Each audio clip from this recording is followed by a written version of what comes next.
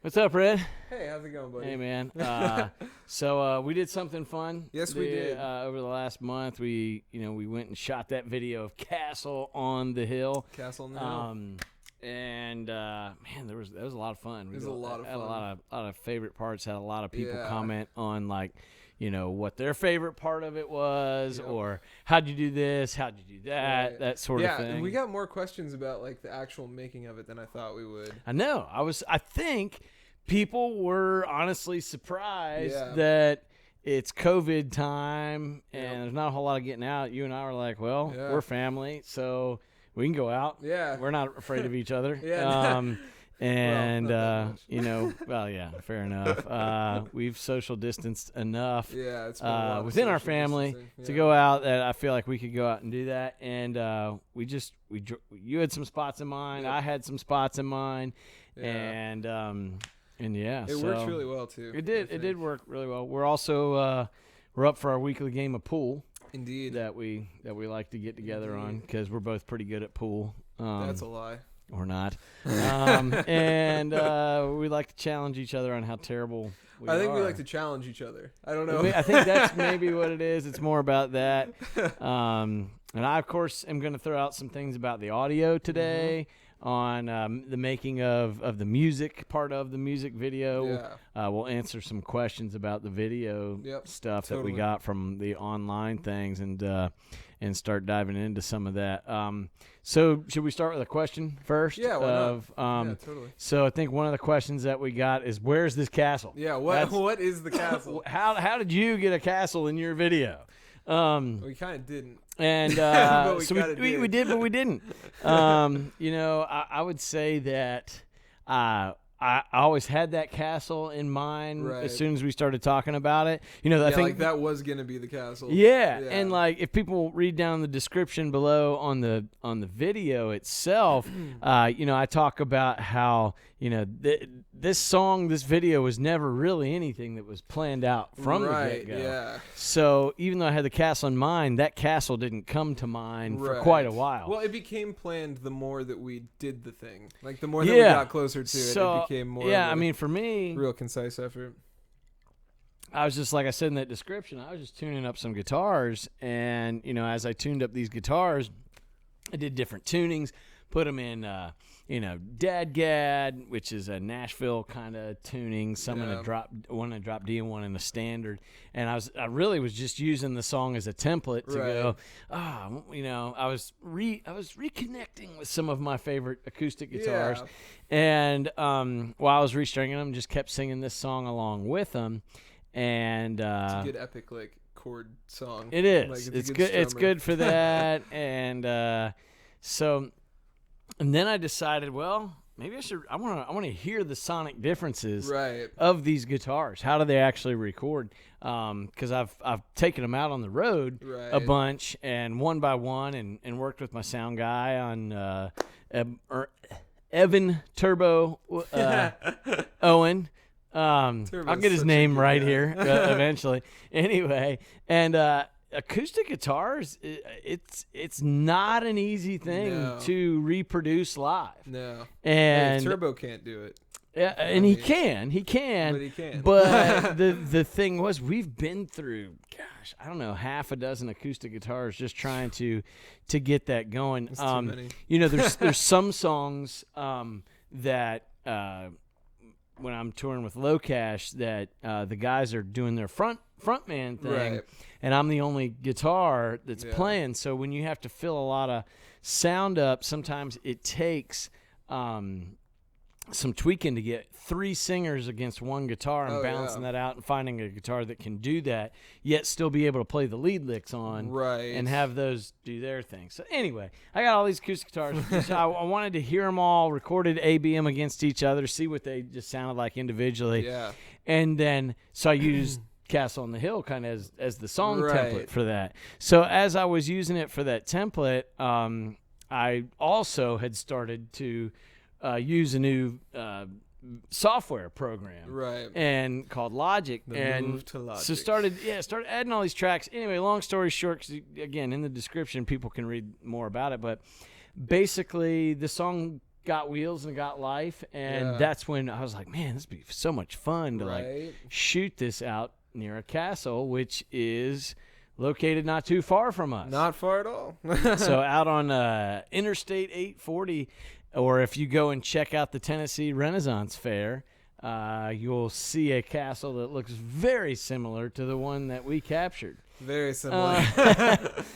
So similar, in fact, that, we did not trespass. No, we actually drove good. up to the gate where you could get in, and because of COVID, we couldn't get in. We were willing to pay an admission, go talk to the right people, get on the campus, give them the footage, all that sort of stuff for just an up close. But we couldn't get up close. No. So we had to punt.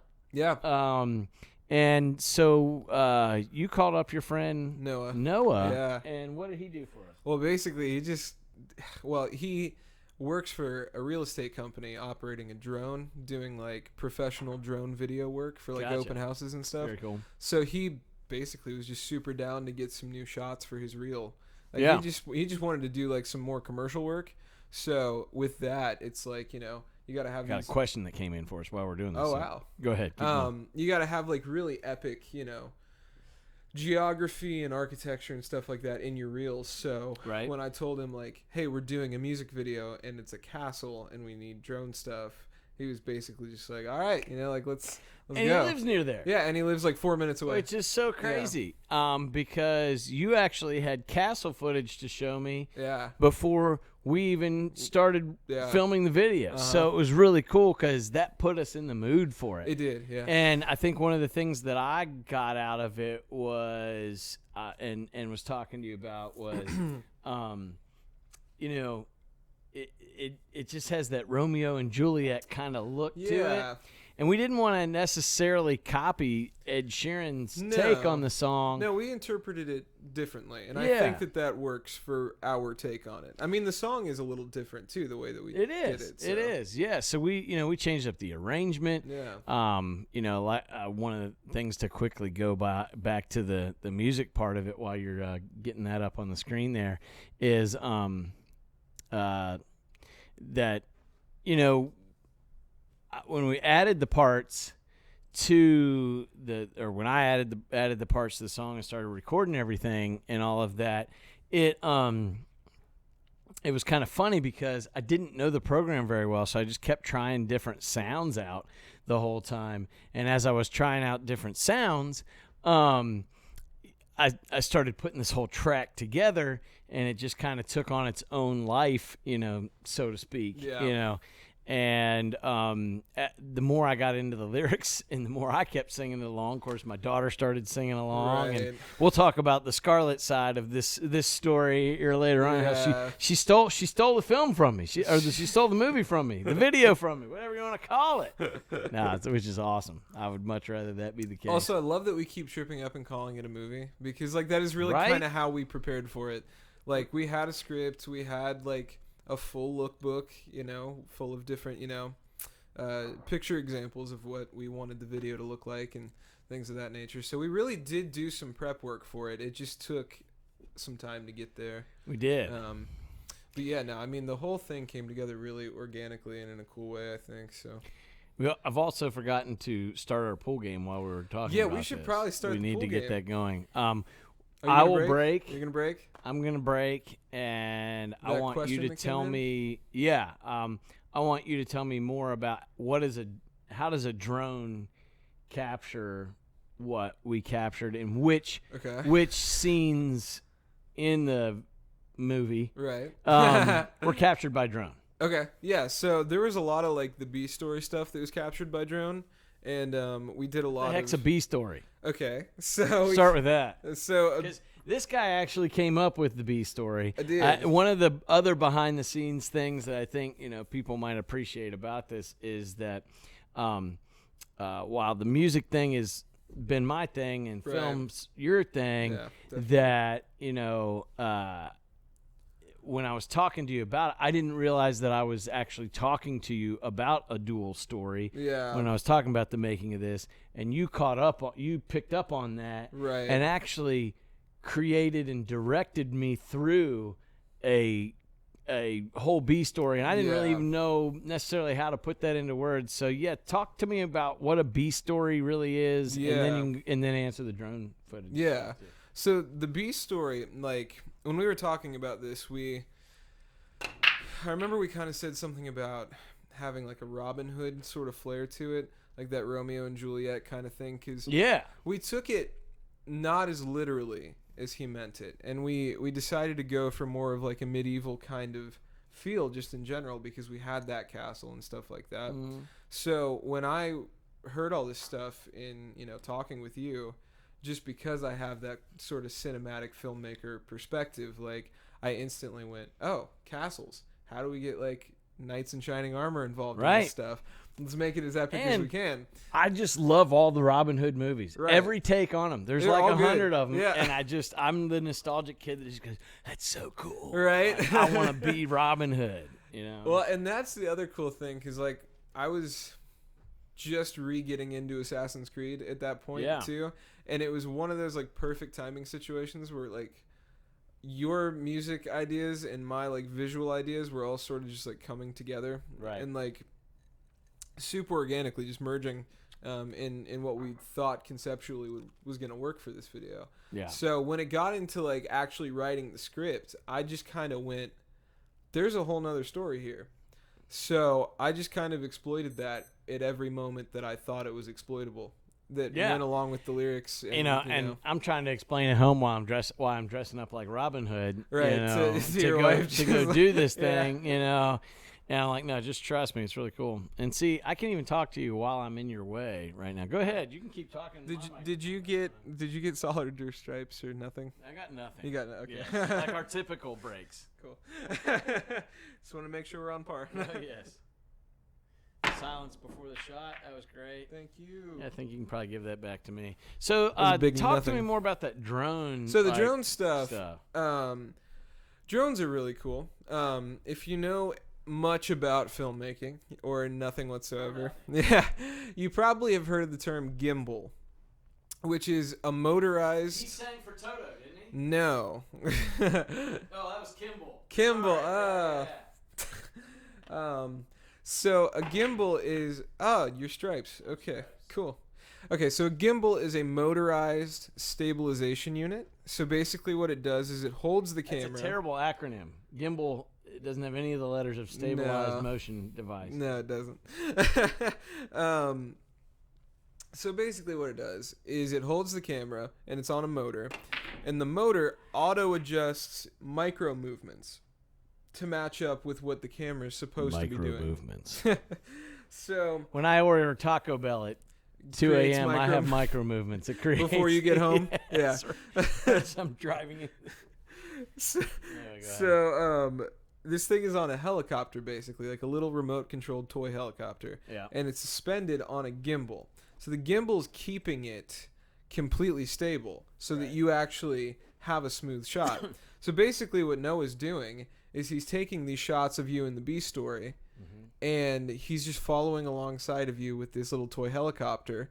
And while this helicopter is next to you, it's also capturing footage on a 4K Osmo camera, which is a DJI special. Well, it's an incredible I'll tell you what else piece it's capturing. Of technology. It's capturing the attention of local bug life. And because as it flies next to my head, all you hear is You sure that's not the drone? This thing is literally like, I swear there was a swarm of bees at some point that had taken over the landscape in which I was walking. Some uninvited guests. Yeah, so we caught drone footage of the castle. We caught drone footage of me walking through some fields. Caught drone footage of moving the landscape. It's just a really dynamic way to bring some bigness, for lack of a better word. I don't know the right words, but to the whole picture and the whole scene. Basically, it brings a size that you just can't get from anything else. And obviously, we can't go flying over castles ourselves, so it took care of that opportunity as well, which was really awesome. Yeah, well, and that's the other cool thing about drone stuff is like they can just get to where normal people can't. I mean, they basically replaced helicopter shots in every, feature film. It's just not a thing anymore. You just fly a drone and get the footage. Well, and I was going to hire a helicopter for this, but this turned out to be a little cheaper than that. A little cheaper than that, yeah. So there's a point in which I throw a rock that comes right at the front, which I thought was really cool because I didn't remember really doing that, and I wasn't singing while I was doing it. We sat down, and I was like, ow. There's a rock on my butt. Yeah. Let me throw this out. Well, and right before that shot, you actually yell at me. You go, I found a rock in my butt. Right. Yeah. And, toss it. And so the rock in my butt makes the video. And it turns out to be a cool moment because it really kind of takes me back to the day of when you were a kid, because this video kind of has this flashback moment of teenage years. Of skipping rocks out on the river. I thought it turned out to be something that wasn't planned that turned out to be impactful for the video. Right. Well, and that's the cool part about doing a music video where you have a B story and an A story, is you have this ability to actually tell a narrative, like to be able to convey a real message alongside of the music, Right. Because normally with music you have like your melody and your lyrics. Like those are the things that convey all the meaning. And if one isn't strong enough, you don't have it. But with a music video, sometimes you have a little bit of an opportunity to supplement because you can really expand and put punctuation on the story elements. And when I was looking back through footage, I saw that and I was just like, you know what? I think this fits the vibe. And I think like, if I slow it down a little bit, if I make it to where there's no mouth movement, just kind of like work with the clip a little bit and just kind of let it sit in the right spot. Like, it could be neat. And it ended up being really cool. Yeah, I think it worked well. All right, well, it's your shot. Cool. So, the lake was pretty cool in general. I'd never been there. It turned out pretty great. You told me about going to that area because you grew up there as a youth. Oh, yes. And I'm from Virginia, or grew up in Virginia, so I'm not. And even though we're related, we grew up in different areas of the country. Yeah. And you're like part Texas, you're actually more southern than I am in a way. A little bit. Which is odd. It's really weird because like that's not your vibe not my necessarily. Vibe. No. I'm a little more southern vibe, but I grew up in Northern Virginia, went to school in Philadelphia, and spent a lot of time in New York and stuff, doing things in L.A. and all that. But anyway, I'm here.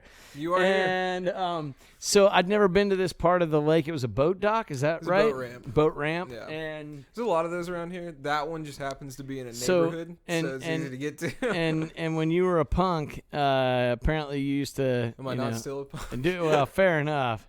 I mean, So when we went there, and you'll see in the footage here in a second that we went through the woods, we did all of this stuff to get to this spot to shoot on the lake, to the cliffs, and we ran into some dudes. Yeah, totally. Who were pretty cool. Well, and it's funny because I told you I was like, I'm gonna shoot while you're we're walking to the party spot. Like, I was like, I bet anything we're gonna go up there. There's gonna be like trash and beach towels and beer cans, and that's like it. And that's exactly what was there. Yeah, and graffiti. And we met guys. They didn't bring anything with them. Well, they might have brought something with them. They might have brought something with them. But they were jumping off these cliffs they were like that was nothing. The whole point. Yeah.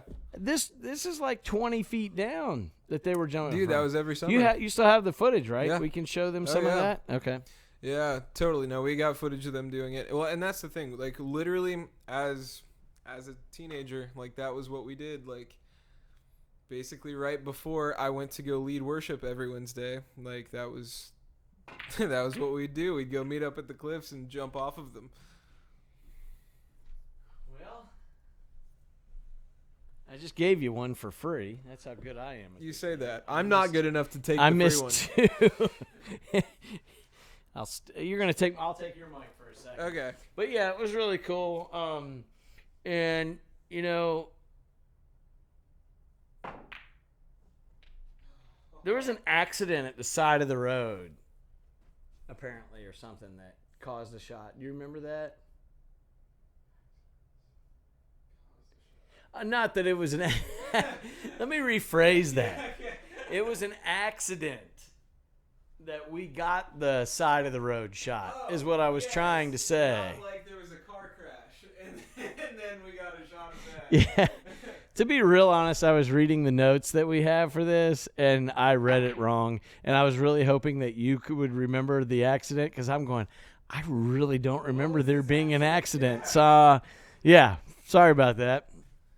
Anyway, so it was an accident that we took the shot. Yeah, so we had gone and gotten the drone shot, and then basically I saw this hole in the side of the mountain that see it whatsoever. overlooked the castle on the hill. Right. Literally, the castle's up on the hill. Yeah.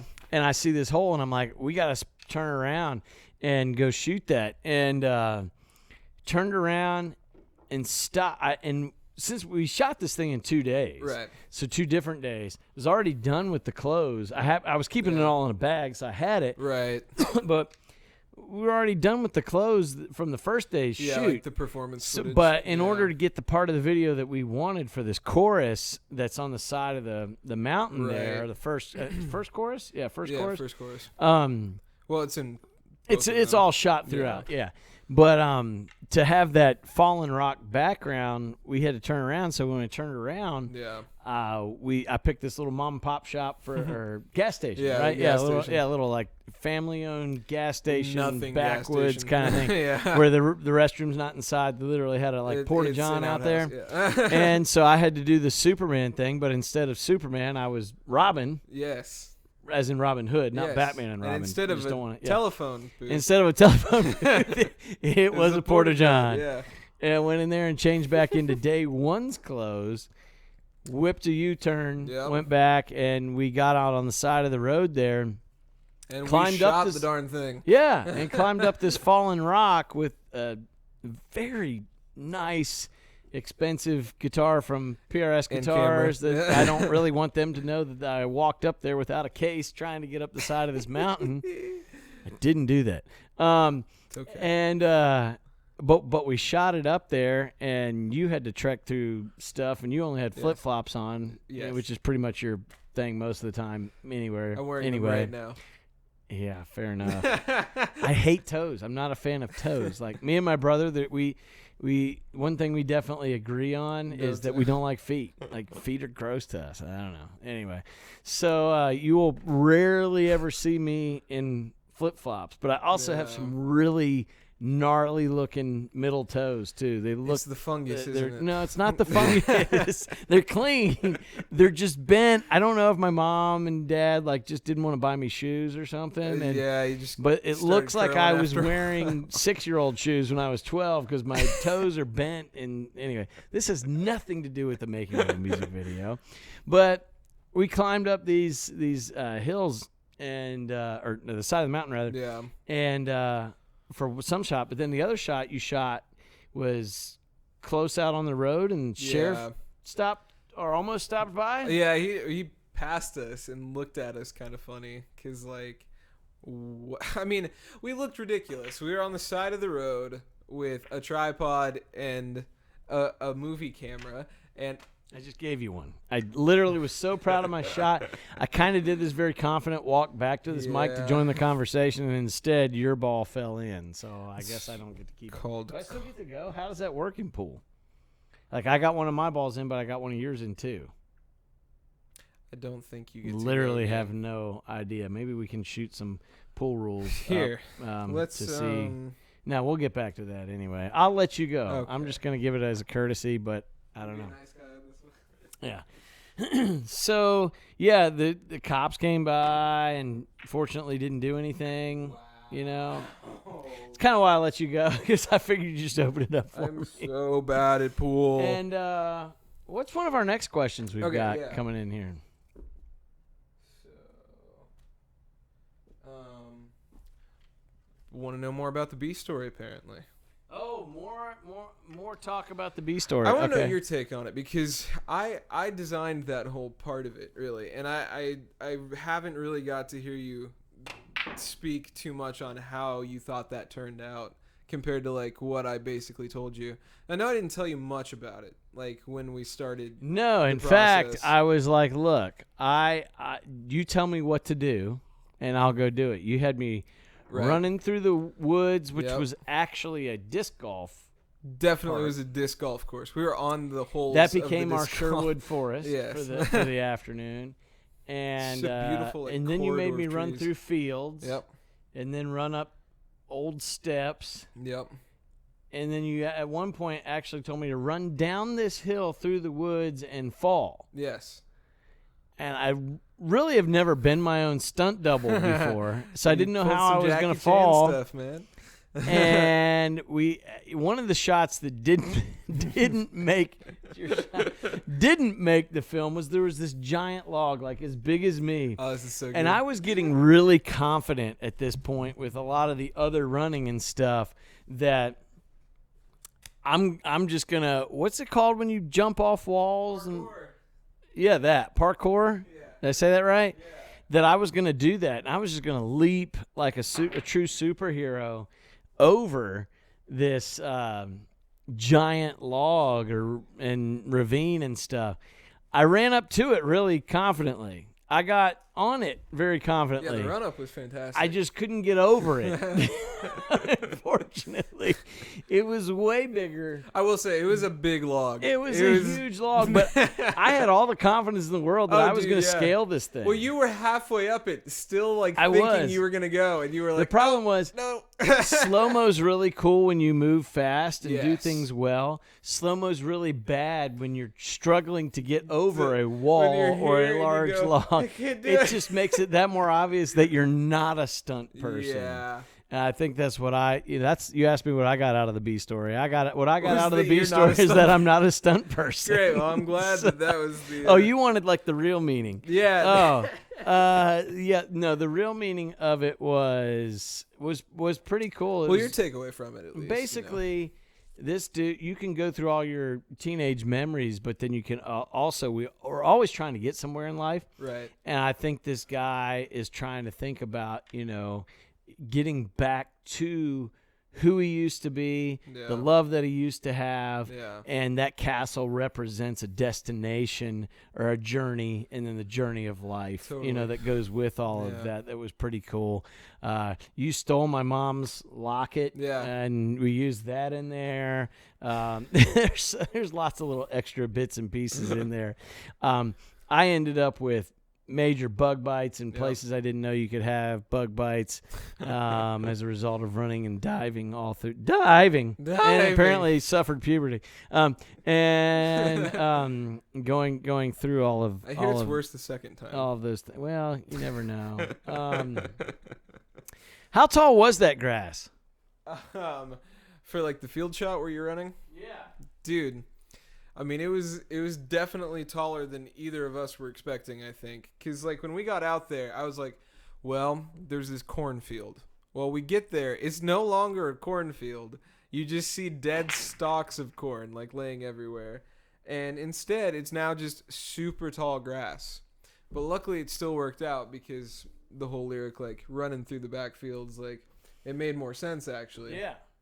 So it ended up working out in our favor. The only problem was the grass was so tall that you could barely run through it. So tall. So there's, in fact, that one, I think it's, when I'm running through and you see my ripped jeans and stuff, it's one thing to see me running through it, but obviously you had to run through a lot of that as well. And that's, I think maybe people don't get the chance to see is that the film crew doesn't always get to be on these wonderful things. And by crew, I mean you. Me. It's literally just me. So everything that I did in forward motion, you had to run in backwards motion. Yes. So you had to run in reverse a lot. And quicker than you, too. And with flip flip-flops on. In front of you. I don't know about faster, just from a different angle. You made me look pretty fast in this. I look back at it and kind of felt a little like a superhero. That's right. That's right. Camera doesn't lie. I felt like it was, I got to be Robin Hood for a minute. You did. And you just didn't have the green tights, which I think we're all thankful for. But so the step shot. Yes. Tell me why did you make me run up steps? So the steps just look cool, man. I can't help it. Like, I didn't know they were there. When you see just like awesome brown cobblestone steps. It's like, okay, we got to do something with this. All right, this is just too cool. Steal your mic for a second. I'll steal yours. They were steps. They were steps. And I had to run up them, and I twisted my ankle. He did do that. Happy about it. No, but we were very happy about the shot because it looked fantastic once we actually got around to editing it. Speaking of shots, these are really difficult. Yeah, it's when you're trying to do a podcast. Yeah, it's hard to like talk and. But it's kind of fun. It breaks it up for me a little bit. It is fun. Or just even worse now. Other people out there might not. I don't know. They might like it. They might think it's stupid. The green one is going in. Finally. That was. No, it's not. That was awesome. Well, I'm so done with this green ball. So one of our other ones is field shot. Funny story about face scratch. Oh yeah. So there's that. I'm in that field, and I'm like, I'm on my. What was it during the chorus? Yeah. I'm on my way, and I'm like, there were so many bugs out there. I tried to make it look emotional. So much swagger, just yeah. I tried to make it look really emotional, and I just had to be like, because there's bugs attacking my face, and it made the cut. Yeah. So, but it looked like I was just a heartfult moment about myself. So heartfelt.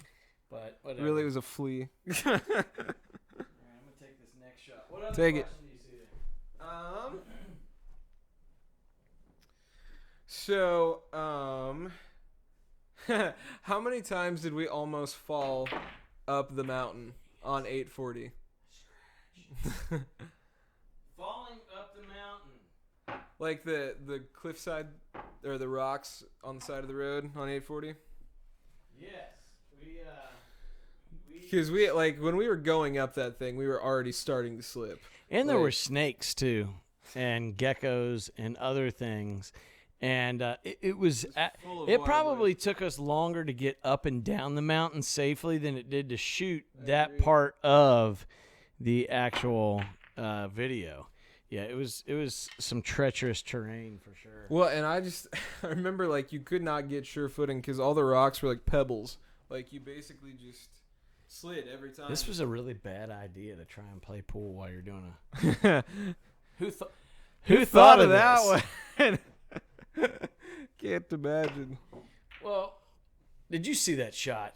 That was almost in. It was almost a shot. It was almost a shot. Well, no, I mean, I wanted to kind of bring together this is the thing that we do. This is also called our editing bay over here. So, this is where we sit and spend our time editing videos after we've shot stuff. And I just thought it would be cool to share a little bit of what we actually do while we're talking about what we do. So we're going to bring up another couple questions here in a second and figure out what else we got to talk about. We're almost done. What do we got here? They want to know about the Pirate Man. Why was there a pirate in a boat? What is the Pirate Man? How does he fit into this? Not well. He doesn't that was fit cool well looking into shot. It just didn't go in a pocket. Feel free to comment. People can comment below if you have any pool tips for us based on what you've seen here, so that we're gonna improve the next time that we do this. I would hope. Probably can't get much worse than this game. Right now we're looking at. I've got 3 left on the table. You've got 3 left. So we're pretty even at this point. So the pirate guy, we had this dude with a boat who was so obsessed with us doing a music video. He was yelling across to other people, they're doing a music video up there. And he had tethered his boat, and he just kept, trying to get in our shot. So we finally let him get in a shot. But he got in a shot. He actually had a pirate flag on the boat. On his boat. And we were impressed by that. Let's see what else we got here. I don't know if we were impressed by it, but it's funny. That's for sure. So I think last couple questions that we've got here. Gosh, this is what's crazy about this is we actually have not even completed a game yet thus far in the podcast. Yeah. I don't know if the game's going to take longer or the podcast is going to take longer at this point. I'm really We'll have to find out. Really not sure we're that bad. Bum, bum, bum. Did you get one in? I didn't see. I got 2 in, actually. Crap. All right.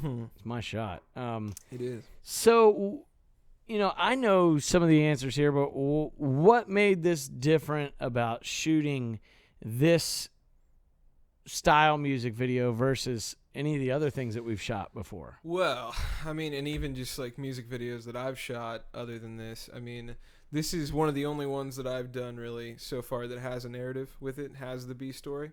The other thing that's really different about this one is how many different locations we have. Because normally with this kind of stuff, it's 1 or 2 places. Basically you do performance on a sound stage, you do performance, outside, and then maybe performance, one more place, like in an urban setting, like in a city or something like that.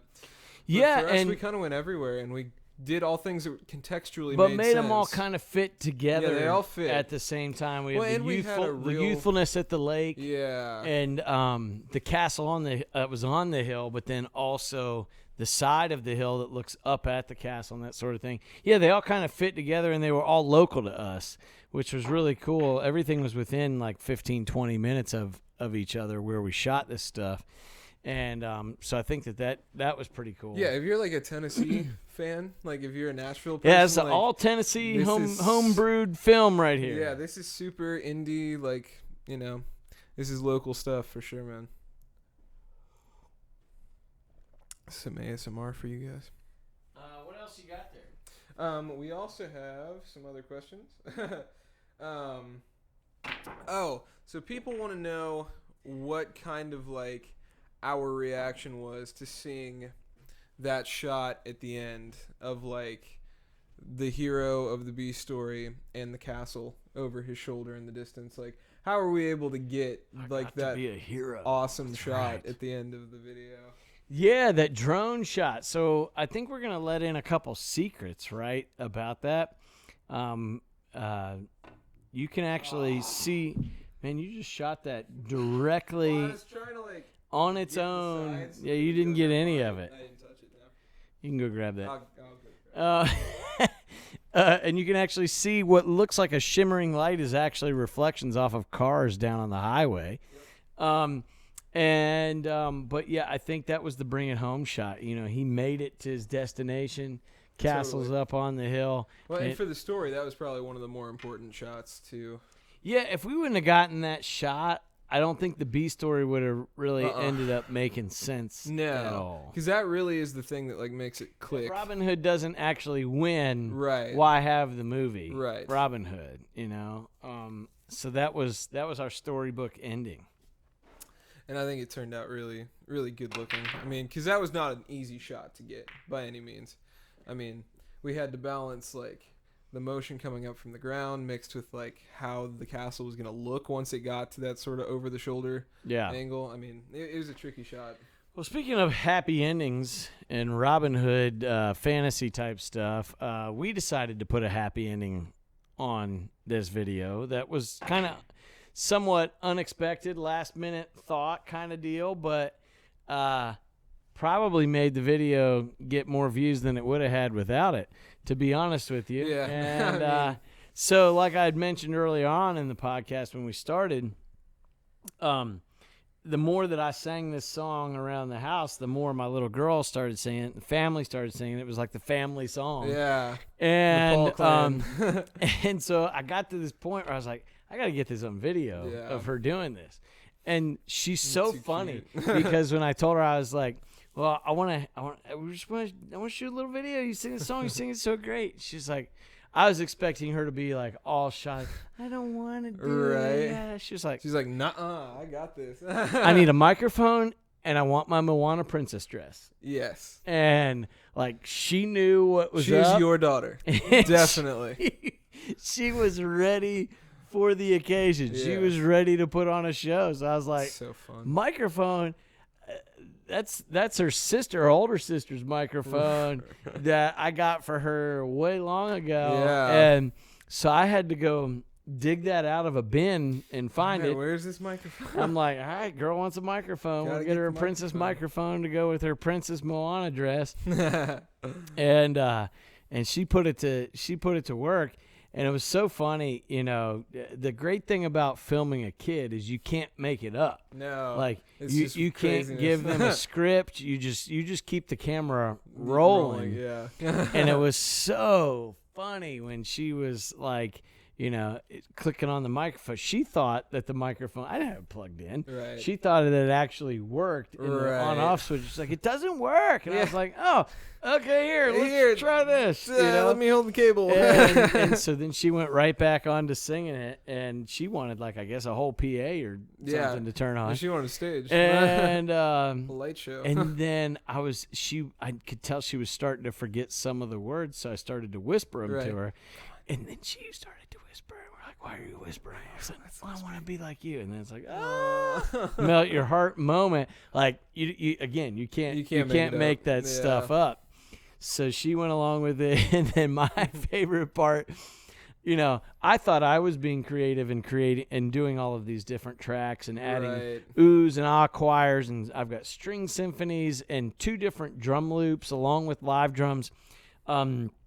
That are in this that I put together to kind of make the track different from Ed Sheeran's version, but also keep it true to the original a little bit. So I thought I did a lot with it until she goes out and sings on the hill, and like she's like trying to do her little 3-year-old run at the end. It slayed me. So good. So here's the One Direction run. Yeah, right. Yeah. So she really brought home the whole princess castle vibe to the thing. That I think that's really why she loved this song was because she's so into princesses and castles and all this stuff. And she's like, I get to be a princess and sing this song. But she got the B story instantly. Yeah, that was really funny. So of course I showed this to my wife and a couple other people, just a little premiere kind of thing before we put it out. And there were some questions about my Robin Hoodness because obviously they see me. Right. And they don't see the character we're building. They don't see me as an action hero. I wonder why. Is it because you're standing making bacon, scratching your ass at right, exactly. 8 o'clock in the morning? So maybe not quite 8, but later on. Like 11. But for my daughter to get it, she's like, yeah, he's trying to get to the castle. I was like, she gets it from the very first time that she saw it. It was pretty amazing. So, it for so many reasons, it just felt right to put her on at the end for tying the button on that. Yeah. Let me get my shot in here. See if there's any. You have any other questions here before we get ready and wrap this up for the day? How are we able to? This is the last question. I'm gonna have to switch mics with you here. Okay. All right. Oh no, collision. Okay, so here's the last question. First of all, I'm down 3-2 now. I'm sorry, buddy. I pulled out a little bit. You like that shot? That was good. I almost hit it. So, all right. So, okay, I'm gonna ask you this, and then I'll tack mine on. Okay. How are we able to take a cover song and make it a musical and purposeful video that was unique to us? Like, how do we take a cover? Man, that's a big question. And make it unique to our style and make it, musical. Well, and I think one of the, whenever you're making a cover song, everybody always says make it your own. If you're gonna do a cover song, I think the fact that I never really intended to do anything with this song from the beginning already started out with making it a little bit of my own from a musical point of view. It was to, I was just messing around, and then I liked it. And then my daughter liked it, and then I started adding different sounds to it that I just kind of like if you were painting a picture, and somebody said, I need you to paint a picture of sailboat out on the ocean, right? So I knew the song. I knew I was going to use a sailboat. Yeah. Like the song was my sailboat, so right. to speak. You know what a sailboat looks like. But I got to pick how big the waves were, how bright the sun was, what the different colors of it were. And so that might be a really crappy analogy, but you get the idea. As I was adding the parts to it and playing all these parts, I didn't have any other musicians on this song. I played every instrument. Yeah. That's for better or worse. I played every instrument, whether you like it or not. I did it. And there's failures in there. There's things that I'm not good at playing, and ways that it could have been mixed better. I mixed it all, and there's plenty of room for error. But kind of like a painting, where an artist would look at that and go, that needs to fix X, Y, Z, Q, whatever. All of these things, there's plenty to fix in it from an audio perspective. But I never did the song with perfection in mind. Yeah. It was totally exploratory, totally the journey of just using the song as a basis to create a track, to explore during this whole COVID time, to stretch some musically, to knock some rust off of other things musically. Totally. And then getting into a video. I haven't done a music video in 6 years for me personally. I've been involved in a few with Low Cash, and I've learned some great things from doing some of those with Low Cash that, man, I just want to have fun with it. We weren't getting paid for this. We weren't putting this out on CMT or MTV or anything like that. And it was literally just a labor of love and a passion project. Totally. And it was so cool to just go, we have no budget, which usually is not a good thing. No, but this works. For this, it worked. We had no budget. We have no time restraints. Yeah. We have no one to answer to. No.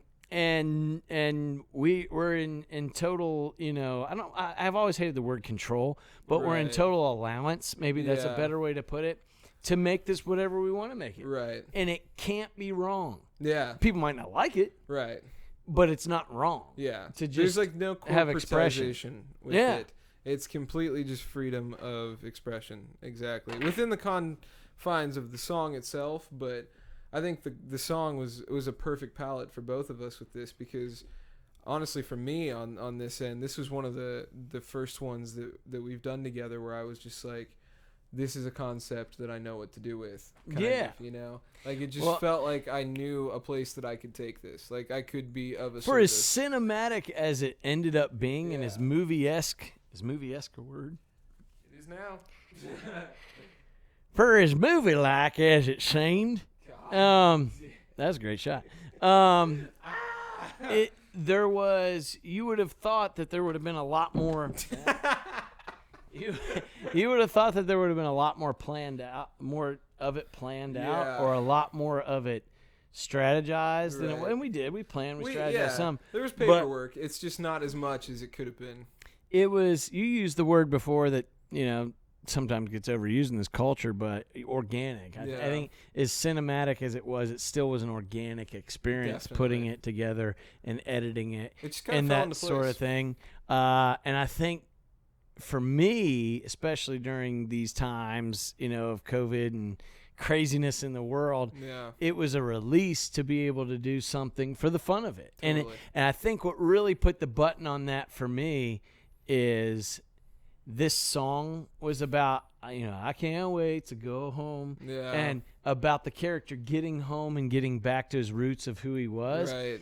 COVID actually has allowed me to get back to the roots of who I am as a musician, and you as a filmmaker. Totally. And so we were able to kind of do a dual purpose there of being true to the song, but also getting back to our roots of what made us do film and music. Totally. And that kind of just, I think, made it work. Yeah.